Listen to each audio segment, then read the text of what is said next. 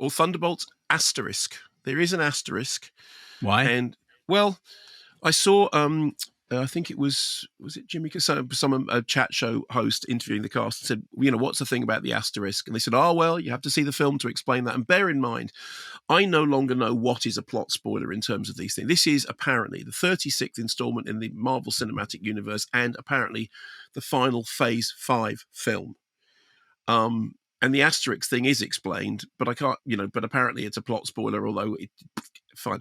So the Avengers are no more. Instead, we have there can't be anything. A punctuation mark can't be a spoiler. I'm just telling you. I mean, you know what it's like. It is explained why they. Let me do the review and then we'll come back to it. Okay, fine. All right. Yeah.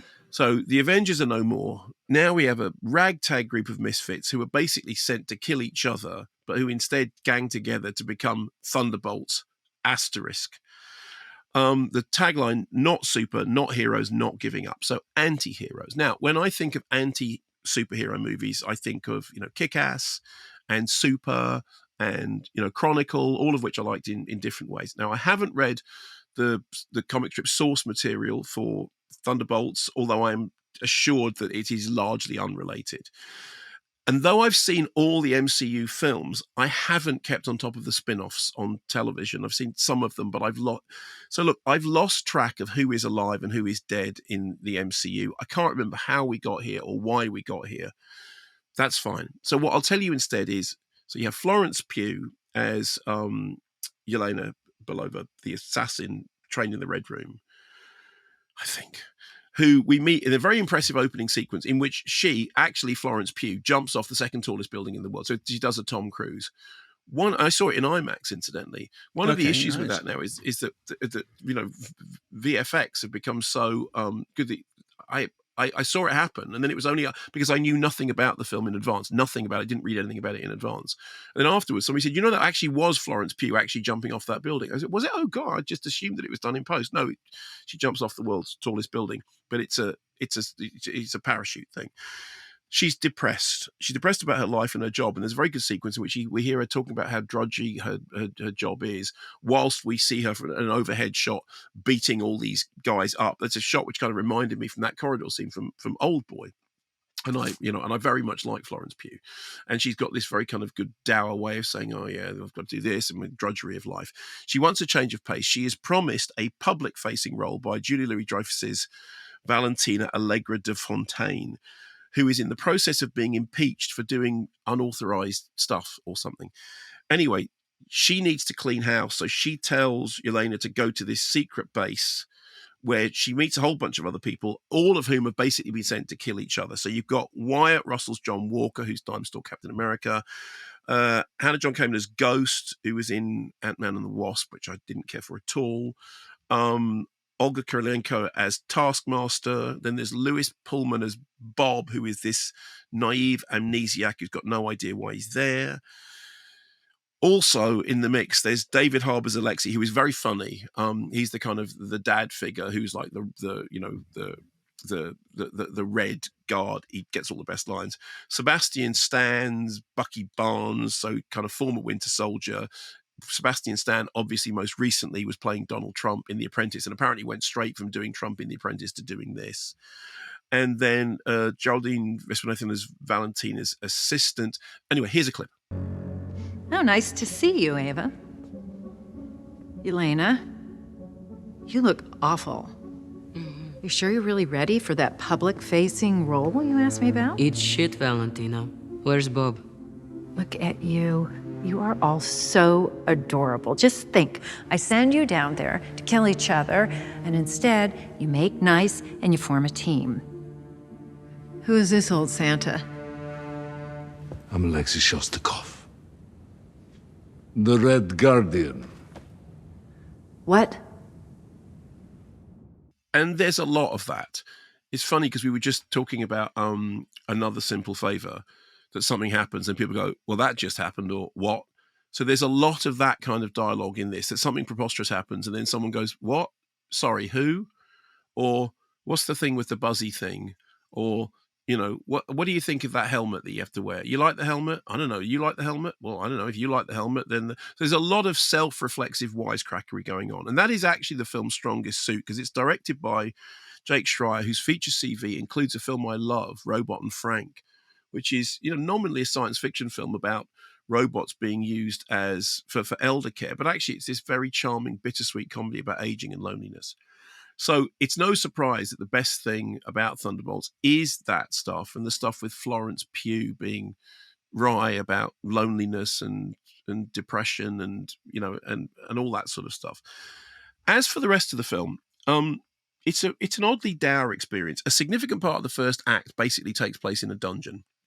And then there's a whole thing about the third act in which there is this creeping shadow darkness that's doing bad stuff. But the whole tone of the film, it's not just that it's dark, it's that it's washed out to the point of being underlit. I saw this in IMAX, and on more than one occasion, I took my glasses off to make sure I wasn't wearing sunglasses. I've got that pair of blue glasses with like they might. Yeah. But I thought this looks really underlit, and I'm in an IMAX screening room, and this should look brighter than this, surely. Now, it may well be just entirely an aesthetic decision, but it's a boggy looking movie. It's not so much crepuscular as just a bit dim. Now, I confess that I am, like so many people, I'm suffering from battle fatigue with the Marvel Cinematic Universe, because I've lost interest in keeping up. I don't actually care about any of it anymore, and I did for a while, but I don't anymore. But that said, Florence Pugh is really good. And it's really great to see the trajectory of her career from The Falling, which was, like 10 years ago, whatever it was. And then, Lady Macbeth, and now this. I mean, she's a proper movie star. And when you watch somebody on an IMAX screen, they have to be a proper movie star to carry it off, because an IMAX screen is a massive screen. And she's great. I mean, she does micro emotions, and she's funny and dour, and she's got a really kind of deadpan charm, and she's a great action hero, as I said, even more so as we know now from the fact that that's actually her doing that stunt.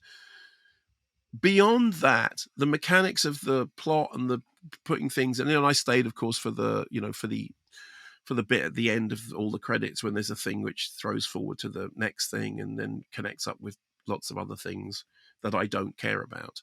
And that's partly generational, because partly, I suppose, there is an audience that are completely engaged in this. And as you'll know from the responses, because we're recording this on Wednesday, and I suppose the reviews broke yesterday, and there's been lots of people saying, it's the best MCU outing in a long time. Well, that's not saying much, because the MCU has become fantastically moribund.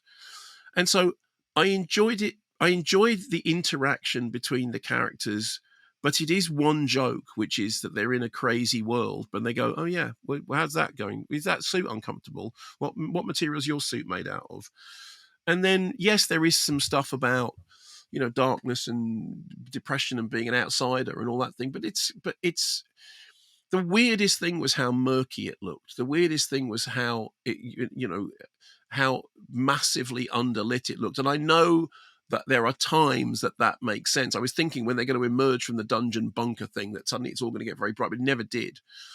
And then towards the end of it, when it gets into the fighty, the baddie, I just thought, I don't care anymore. But so it was 2 hours long, and I kind of was fine for about 85 minutes, and then the last half an hour I didn't really care. But Florence Pugh is terrific, and the best stuff is the gripey stuff between the characters. But I can't be alone in thinking, I actually don't care about this world or in its alter. I don't anymore. And it would take something rather more than this to get me interested again. But it's one of the better ones that I've seen. But I still approached it and left it with a heavy heart. Sorry. Is the asterisk then terms and conditions apply? Is that what it is? The asterisk is because they're the Thunderbolts, who are going to become, and you go, yeah, Thunderbirds. They're Thunderbirds. The Thunderbirds. That's what it is. They're going to go to Thunderbird Island. The Thunderbirds, and Brady Corbet is going to direct the next one. Excellent. There you go. Because they need a Tracy to direct it, And that's what they need. So, yay for Florence Pugh. Nay for everything else. Well, not. I mean, you know, like I said, there are individual things in it that are funny. David Harbour is funny. Hey, if you were okay for 85 minutes, that's pretty good, I would say. Yeah. I was okay for 85 minutes.